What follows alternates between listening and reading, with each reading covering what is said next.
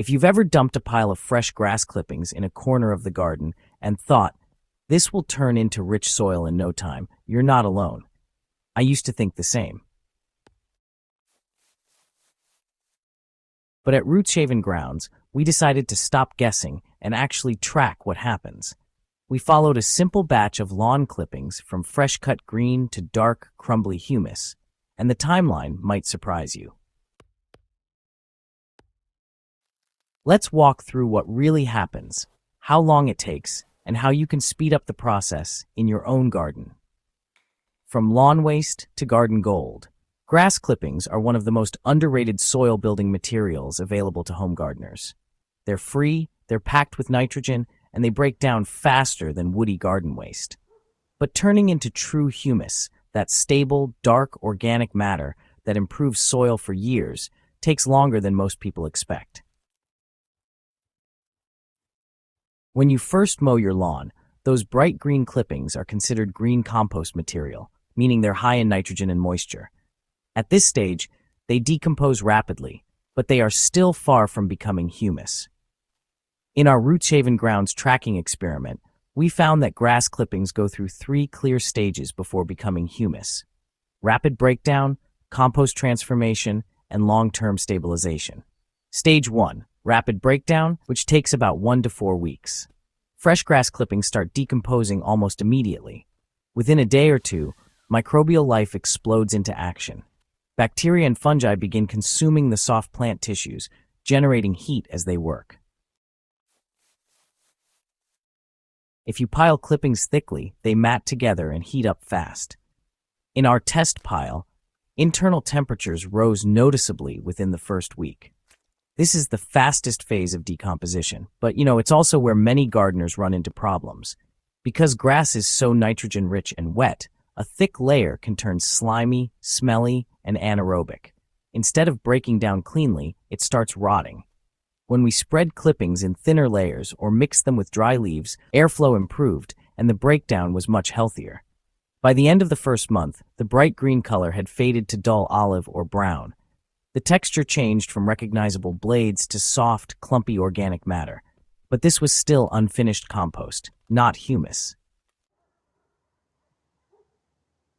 Stage 2 compost transformation, which takes about 1 to 6 months. After the initial rapid decay, the process slows and shifts.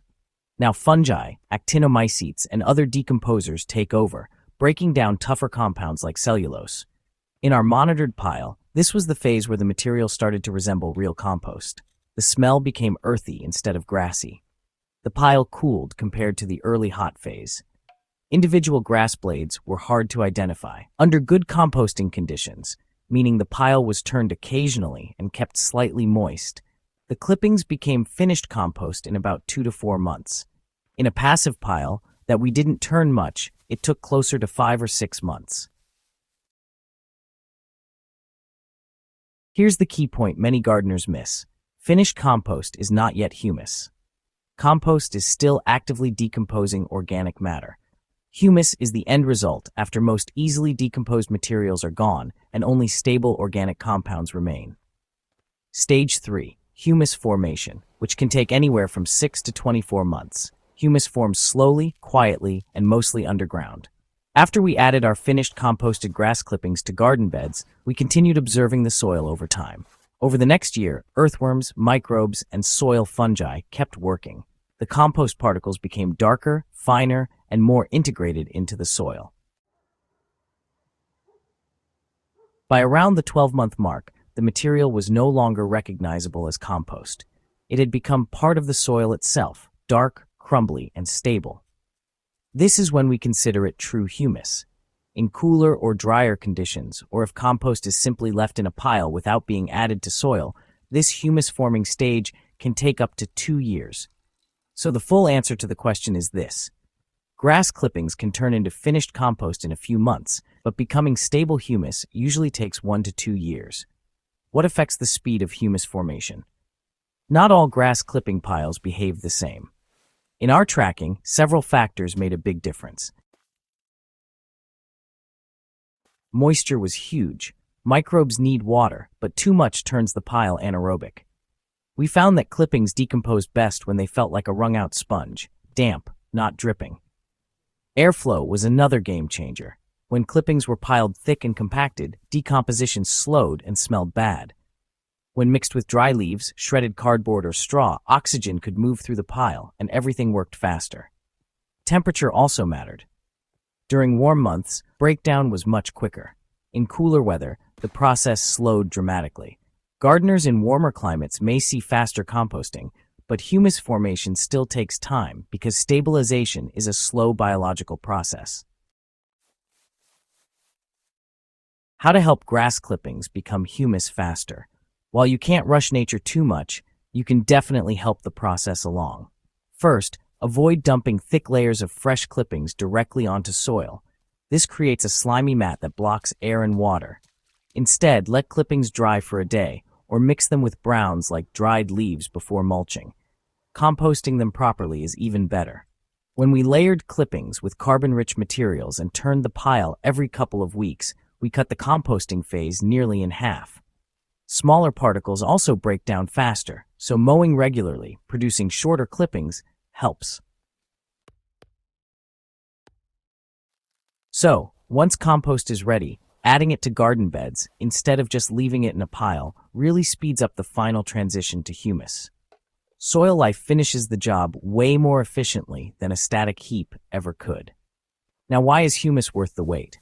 Well, humus is kind of like the long-term investment part of soil building. Unlike fresh compost, humus doesn't break down quickly. It can actually remain in the soil for years, improving structure, increasing water retention, and helping nutrients stay available to plants instead of just washing away. In our Rootshaven Grounds beds, where composted grass clippings had time to mature into humus, the soil became noticeably darker and more crumbly. Water soaked in better, plants handled dry spells with less stress, earthworm numbers increased. That's the real payoff. Grass clippings aren't just waste, they're future soil fertility. One of the biggest mistakes gardeners make is using grass clippings in thick, wet layers. This leads to rot instead of decomposition. Another is expecting instant results. Soil building is a long game. We also noticed that piles left completely untouched took much longer to move past the compost stage. Even occasional turning made a visible difference in speed and quality. Finally, using clippings from lawns treated heavily with herbicides can disrupt soil life. Healthy microbes are essential for humus formation, so clean inputs matter. Tracking grass clippings from lawn to humus taught us patience and respect for the soil food web. You'll see visible breakdown in weeks, usable compost in months, but true, stable humus takes closer to a year or more. The good news? Every stage along the way benefits your garden. Even before full humus forms, you're feeding soil life and improving structure. So the next time you mow, don't see waste. See the beginning of future, rich, living soil. If you found this helpful and want more real-world garden experiments and soil building tips, make sure you subscribe to Rootshaven Grounds and share this with a fellow gardener. Let's keep growing better soil together.